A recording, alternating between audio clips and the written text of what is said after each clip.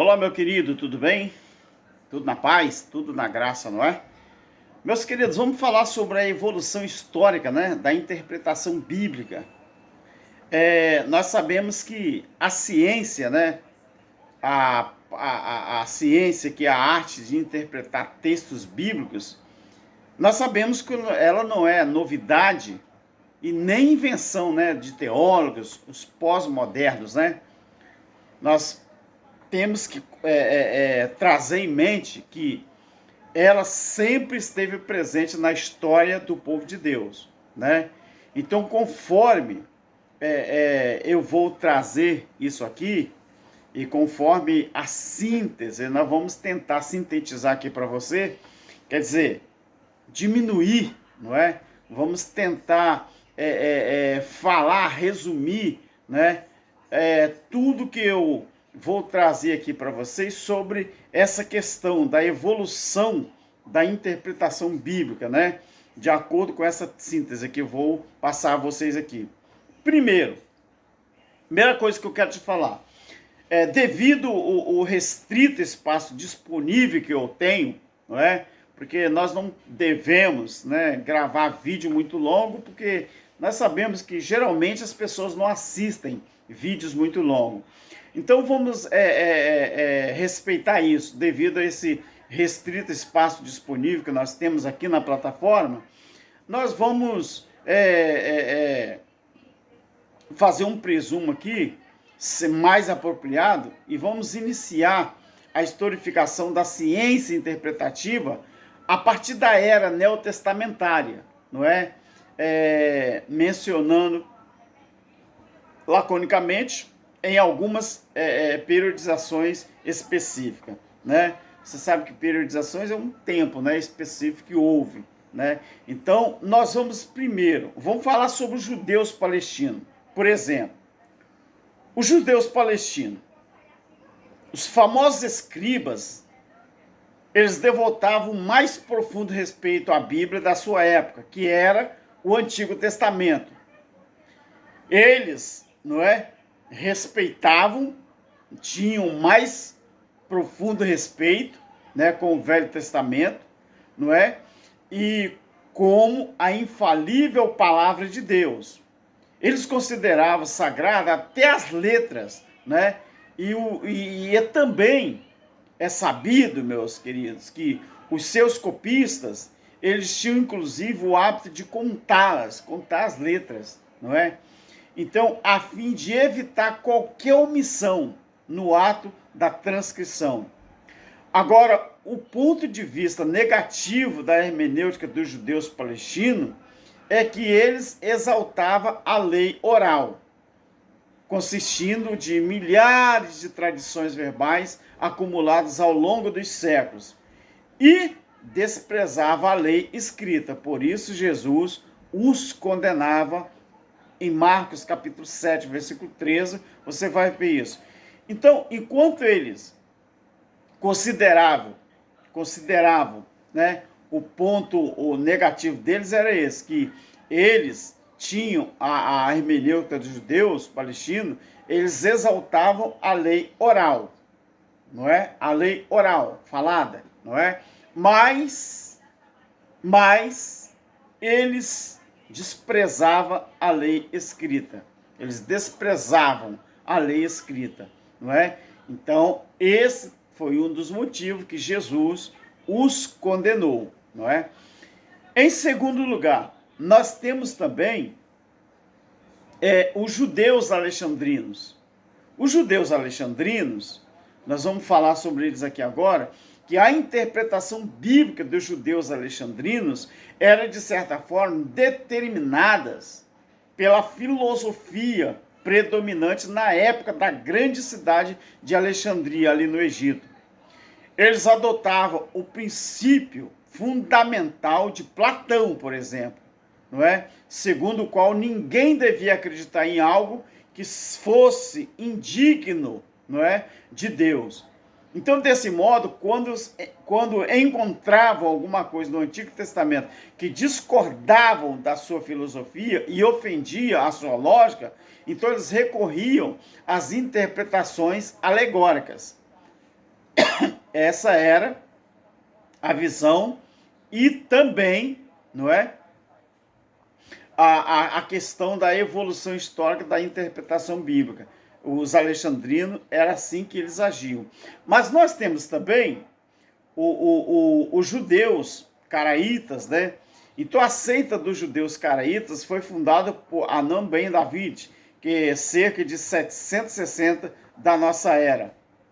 Historicamente, eles são descendentes espirituais dos saduceus, cujas informações estão disponíveis nos evangelhos. Representam um protesto contra o rabinismo, parcialmente influenciado pelo maometismo, por exemplo.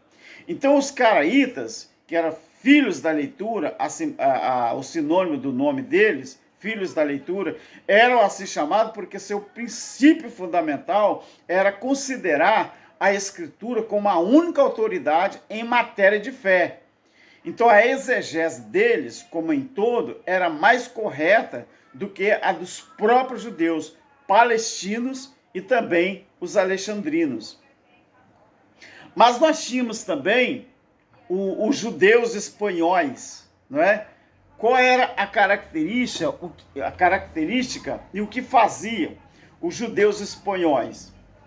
No período que vai do século XII ao século XV, desenvolveu-se um método mais sadio de interpretação das escrituras entre os judeus da Espanha. Então, quando a exegese, né, da igreja cristã estava em situação periclitante e o conhecimento do hebraico estava quase nulo, alguns judeus instruídos ali na península Pirenaica restauraram o interesse por uma hermenêutica bíblica sadia. Algumas de suas interpretações ainda hoje são citadas como fonte de referência. Isso na interpretação dos judeus espanhóis. Agora também existiu o período patrístico, né? E qual era a visão e a forma, né, de interpretação na evolução histórica dessa interpretação bíblica? Então, no período patrístico, no mesmo, não é, o desenvolvimento dos princípios hermenêuticos dependiam de três principais centros de atividade da igreja: Alexandria, Egito, Antioquia, Síria e Ocidente. Então, Alexandria, Egito, Antioquia, Síria e o Ocidente. Então, esses três, né, principais centros de atividade da igreja. Então, nessa periodização, apesar das numerosas limitações no que tange à construção e socialização dos saber bíblico e teológico, é indiscutível a contribuição, né, interpretativa dos pais da igreja. Então, cada escola, de alguma forma, contribuía nessa área. Então, quando você observa a escola de Alexandria, no começo do século III depois de Cristo, a interpretação bíblica ela foi influenciada especialmente pela escola catequética de Alexandria, que era o centro cultural e religioso do Egito. Então, a religião judaica e a filosofia grega, né, se encontraram e mutuamente se influenciaram. Os principais representantes dessa escola foram Clemente e seu discípulo Orígenes. Clemente, um dos renomados pensadores da época, foi o primeiro a aplicar de forma efetiva o método alegórico na interpretação do Antigo Testamento. Nós tivemos também a escola de Antioquia, não é? Na escola de Antioquia, supõe-se que a escola catequética de Antioquia ela tinha sido fundada por Doroteu e Lúcio no final do terceiro século. Para outros, esse Doroteu era Diodoro. Então, Diodoro escreveu um tratado sobre princípios de interpretação bíblica. O seu maior feito, o maior feito dele, porém, é constituído de dois discípulos seus, que foi Teodoro, né, da Mopsuestia, ou Mopsuestia, né, que era o conhecido exegeta, e também, né, João Crisóstomo, conhecido como Boca de Ouro, um dos grandes referenciais quando se tratava do tema Oro em Foco. Então, querido, claro que tem muito mais que eu poderia citar. Mas, às vezes, você lê um texto da Bíblia e muitas vezes você não sabe o texto que você está lendo, qual a forma, qual foi o colégio, qual foi a ramificação que foi traduzido, não é? Que foi feito aquela tradução, aquela interpretação. E às vezes, porque originais dizem que não existe em lugar nenhum do mundo, né? Então, para você entender a Bíblia, é claro que nós falamos que é por fé, mas que a Bíblia sofreu várias alterações, para mais ou para menos, isso sofreu. Agora, qual é a relevância disso na nossa vida? Tem alguma relevância? Queridos, nosso irmão Cláudio Mendes, do canal Limpos pelo Evangelho Eterno, em quem eu quero mandar um abraço aqui, nós lemos o que está escrito. E, em cima do que está escrito, nós fazemos uma coisa muito simples. Nós não interpretamos a Bíblia. Nós acreditamos naquilo que está escrito, numa linguagem muito fácil, independente dos judeus palestinos, independente dos judeus alexandrinos, independente dos judeus caraítas, independente dos judeus espanhóis, independente do período patrístico, independente da escola de Alexandria, independente da escola de Antioquia, nós acreditamos naquilo que está escrito. Então, claro que a evolução histórica da interpretação bíblica, ela passou várias fases. E essa ciência, né, que é a parte da interpretação dos textos bíblicos, nós sabemos que isso não é novidade. Não é invenção dos teólogos pós-modernos. Seria muito fácil se a pessoa somente lesse e procurasse entender o que Jesus, o que os profetas, o que Deus, o que os apóstolos, o que os discípulos queriam dizer na sua forma geral, aquilo que está escrito de acordo com a palavra que está escrita. Então o problema é que os homens colocaram o dedo na Bíblia e fizeram vários tipos de interpretação. Aí eles inventam vários nomes, né, de nomenclaturas, justamente para confundir a mente humana. Mas nós não precisamos disso. Alguém olha para nós, quando eu falo nós, eu estou incluindo mais alguém, né? Eu estou incluindo o irmão Cláudio Mendes, que fala do Evangelho Eterno, outros irmãos que falam da graça, mas que também estão começando a entender o que é o Evangelho Eterno, o período do Evangelho Eterno. Então, quando alguns desses grandes teólogos, desses grandes intérpretes, entre aspas, esses grandes PhDs em divindade, em não sei o quê, olham para nós e falam assim, mas de onde saiu essas porcarias?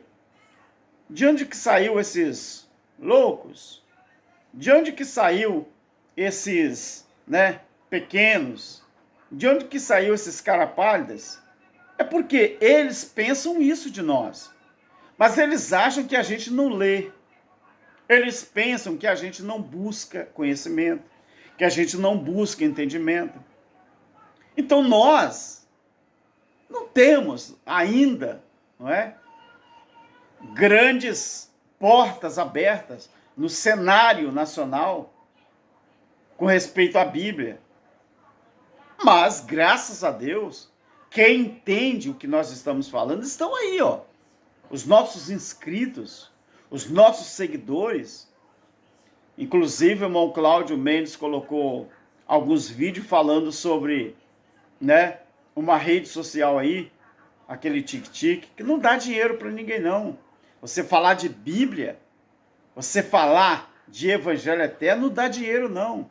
Agora, por que nós estamos nas redes sociais? Porque, querido, nós não ganhamos nada com isso e nem precisamos ganhar. Os irmãos que estão do outro lado, que acham por bem nos ajudar, amém. Mas você acha que nós colocamos o canal aqui, abrimos o canal para ficar rico? Se fosse assim, nós iríamos falar de outras coisas que dão visualizações.